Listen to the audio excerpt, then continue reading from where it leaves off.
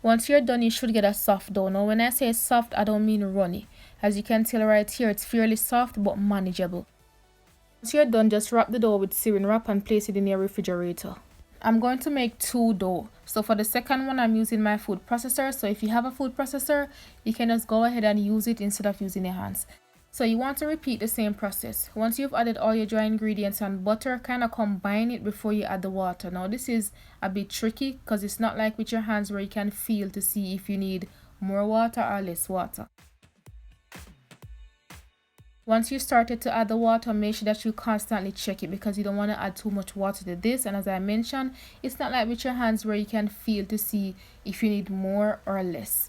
So make sure that you constantly check it until you get to like a dough ball. You're going to repeat the same process. Wrap this up with some saran wrap and place it in your refrigerator. I'm going to move on to the filling. So here I have some dried lentils that I rinsed off, and what I'm going to do is to cook it. I'm not going to add any seasonings just yet. I'm going to cook it and then I'm going to process it with some fresh seasoning and then cook it down, which you will see in the next few clips.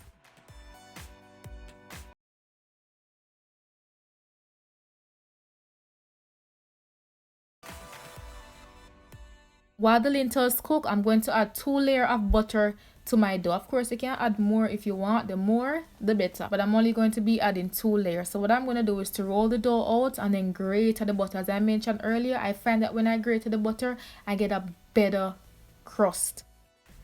So don't be too stingy with the butter. This part is very crucial. If you want to get a patty that's flaky, crumbs they're all about the place, it's very important for you to add some layer of butter. That's what's going to create those air pockets. So when your patty bake, you have different layers and flakiness. All right, to me, the perfect patty is flaky and have a flavorful filling.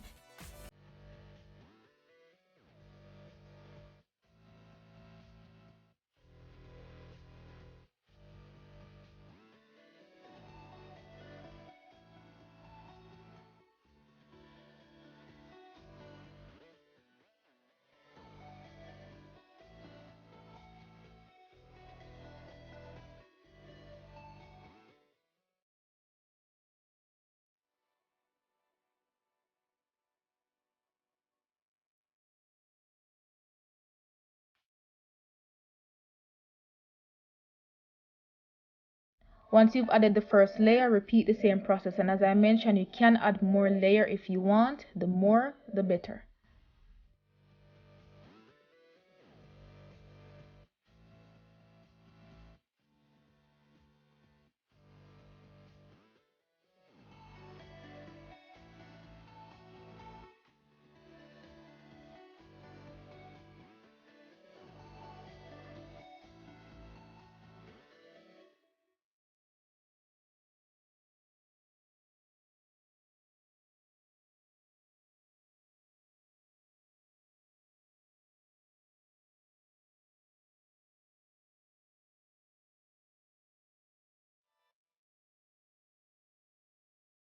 Once I've added the last layer of butter, I'm not going to roll this out all the way. I'm just going to somewhat bring it together.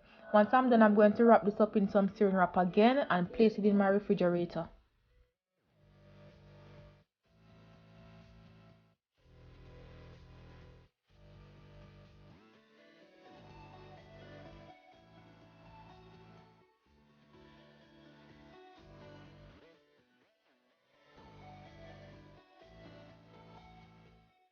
So now that the lentils cook, I'm going to blend it, add some seasonings and cook it down.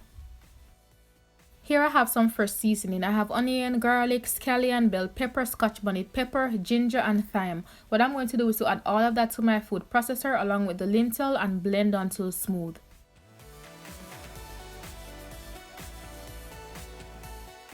Make sure that you add only the leaves from the thyme, not the stems.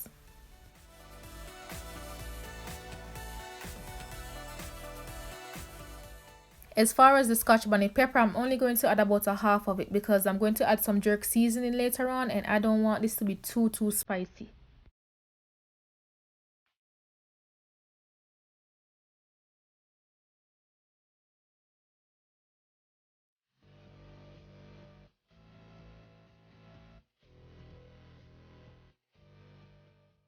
Once you're done, you should get a consistency like this. So what I'm going to do next is to cook this down, add some color and dried seasoning. To my pot I added some oil. I'm going to add this entire blended mixture along with some browning, ketchup, water and seasoning, and I'm going to allow this to cook down for about 15 minutes.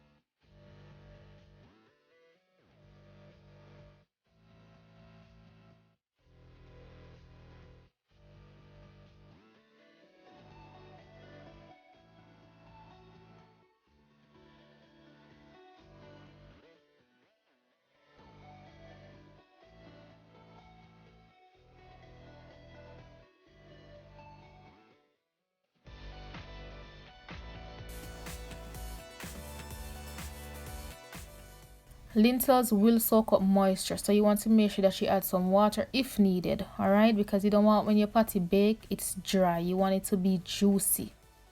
So here I added some more ketchup along with some all-purpose seasoning. You can use whatever all-purpose seasoning of your choice and season to your liking.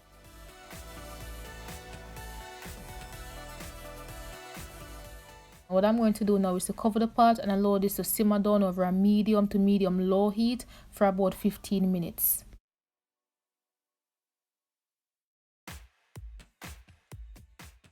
After that 15 minutes, turn off your stove and set this aside to cool.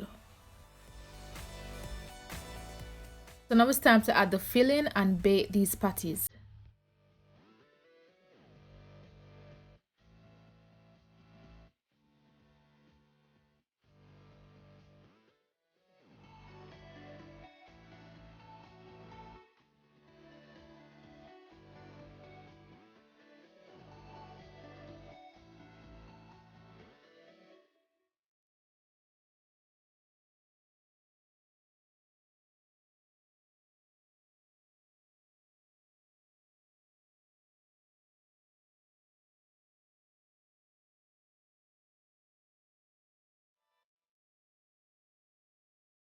To form the patties, you can do one of two things. You can use a round surface to cut out the dough, add your filling, and then fold. Or you can cut out rectangular shapes and do the same thing. Due to my limited surface area, I probably do 2 patties at a time, so I'm going to set the remaining dough to the side while I add the filling. So I added way too much filling for some of the patties and some of it leaked out once the patties were baked. So try not to add too much of the filling, alright? So here I added some vegan cheddar, and you can also add the vegan sliced cheese as well.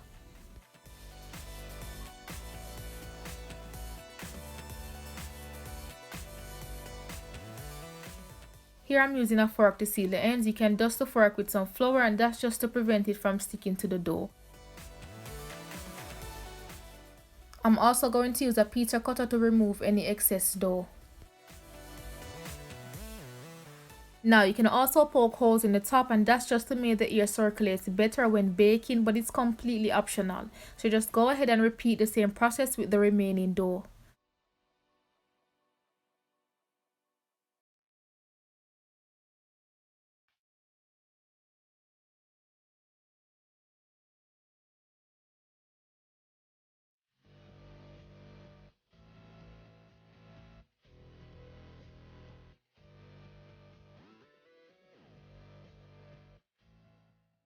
Once you're done, just place the patties on a baking tray. Now what I did was to keep the tray in the refrigerator so the patties stay cool while I make the others.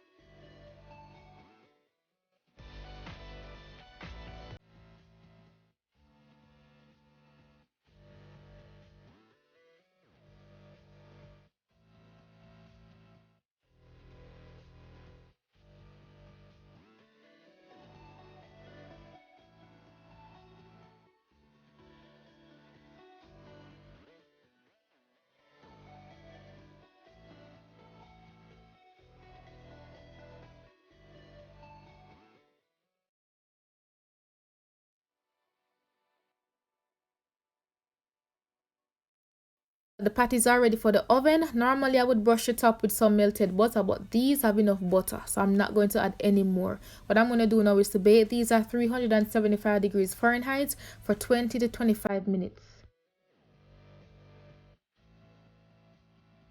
Jerk lentil cheese patty up and ready for eat. Look at the crust. These came out amazing.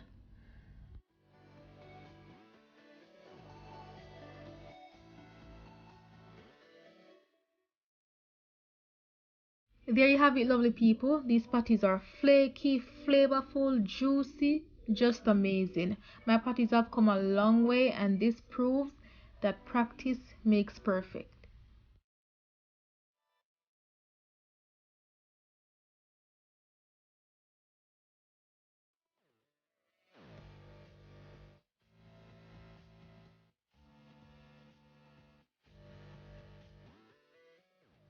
Here's a sneak peek of my homemade cocoa bread, so soft and buttery. Hands down, patty and cocoa bread is one of the baddest combo. Comment down below if you agree with me.